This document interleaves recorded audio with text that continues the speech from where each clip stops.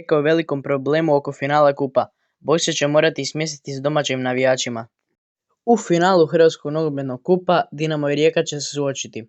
Utakmica je zakazana za 15. svibnja u 19 sati na stadionu Maksimir u Zagrebu, s uzvratnom utakmicom 22. svibnja u 18 sati na stadionu Rujevica u Rijeci. HNS je unaprijed odredio da će domaćin druge utakmice finala kupa biti klub s boljim koeficijentom u proteklih 5 sezona. Prema tom kriteriju Rijeka je ispred Dinama, što im daje priliku da podignu Rabuzinovo sunce na svom stadionu. Važno je napomenuti da se nakon 10 godina hrvatski nogomet vratio na format finala s dvije utakmice.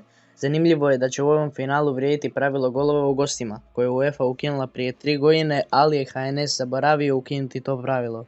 Rijeka se suočava s ozbiljnim organizacijskim preprekama, iako sve ukazuje na spektakl u finalu.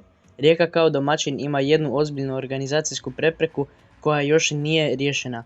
Radi se o smještanju gostujućih navijača, u ovom slučaju Bad Blue Boysa. Članak 8. propozicije natjecanja za Supersport Hrvatski nogometni kup propisuje da klub domaćin mora osigurati odvojeni prostor na tribinama najmanje 5% ukupnog kapaciteta stadiona, a na finalnim utakmicama najmanje 10% kapaciteta za gostujuće navijače. U praksi, od 8279 mjesta na Rujevici, Dinamo se mora dodijeliti barem 828 mjesta. Problem nastaje jer u gostujućem sektoru može stati otprilike 400 navijača, što je upola manje od potrebe kapaciteta.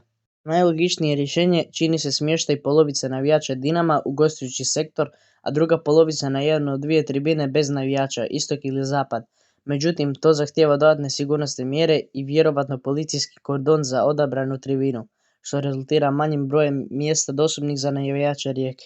I eto, najgora stvar je u biti da će Riječani dobiti manje ulaznice nego što inače dobiju, jer znamo da navijači jako puno znače našem klubu i eto, i bit će jako teško doći do ulaznica i valjda će neku prenos ima članovi oko kupnje ulaznica, mada članova je 15.000, mjesta će biti negdje najviše 7.000 za navijače Rijeke, a još se mora napraviti tampon zona između navijača Rijeke i navijača Dinama, pa eto, vidjet ćemo.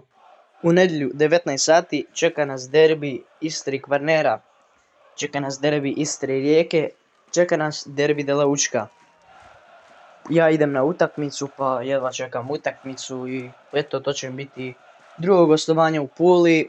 Prvo mi je bilo onih 1-1 negdje u 10. mjesecu, ja mislim 10. 11. mjesecu. Tada mi je bilo super, iako nismo pobijedili. Pa da, eto, ne znam kako završio ovaj video, prvo ću vam se zahvaliti za 100 subscribera i vidimo se u sljedećem videu. A ako želite možda vlog sa utakmice, napišite u komentarima. Pa da, vidimo se u sljedećem videu i bok!